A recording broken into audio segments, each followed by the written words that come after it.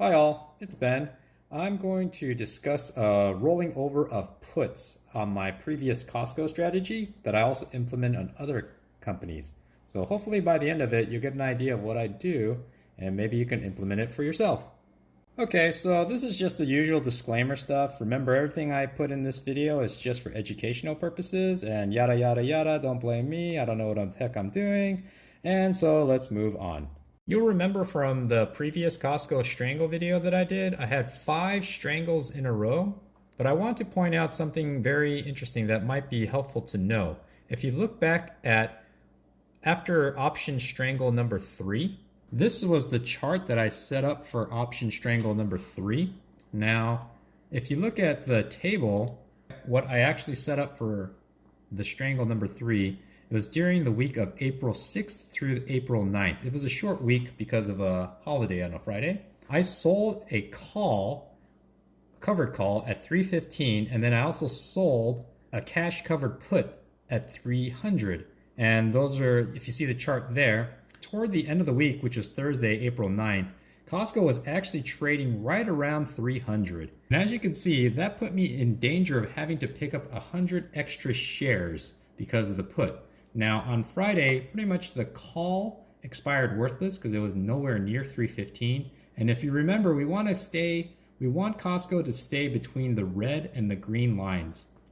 And it was actually breaching and going right below the red. So if you look back at the table, what I actually did was on April 9th, which is the Thursday of expiration, I bought back the call, which you'll see there, for pretty much a penny, even though if you recall, I sold it for $1.73, which is a pretty good rate of return. But then I had to buy back the puts at $1.95. Now, if you see $1.95 and you see back at row number 29, I bought it for $1.53. So I actually lost money, right? But I was able to sell it again at $5.96. So let's take a look at what actually happened. Here's the options table. It's kind of an eye chart, so let me just zoom in.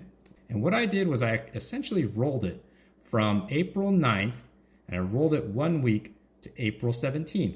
As you can see, I had to buy it back for $1.95, even though I originally sold it for $1.53, so I lost a little bit of money, but I sold it for the following week of April 17th for about $5.96. So as you can see, I actually made $4 of credit because I kept the strike the same and I just rolled it over 1 week. I essentially gave the option more time to play out.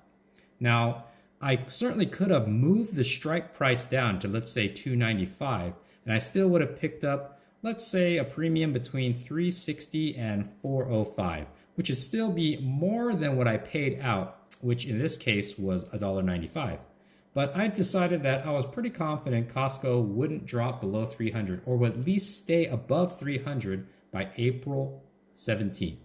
And as you can see on Strangle number 4, the chart shows that, yeah, it kind of stayed above 300, which was that line right there. So as you see, the sold put at strike 300, I got for $5.96 and it stayed above there. And that was really great. And from history, you can see on option Strangle 4, which is the setup, I was able to still make profit and bring my cost basis down.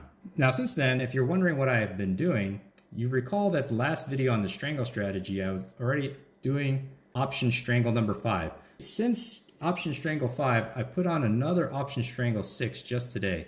So I've been asked to provide the spreadsheet that I've used. So I actually made a Google spreadsheet and I put it in the description below. You can check out the history and get a better idea of what I've been doing in case the video is hard to see and what my current cost basis is. So hopefully that gives you an idea of some of the strategies you have available to you to roll the put. If you look at the end of option Strangle 3, I certainly could have done nothing and let the put exercise on me, but that would mean I would have to put up $300 per share or 30 grand and pick up another 100 shares of Costco, which I didn't mind.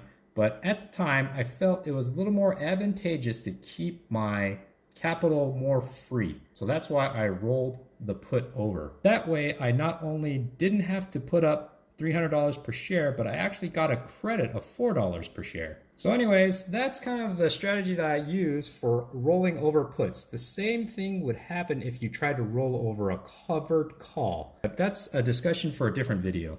So anyways, thanks for watching.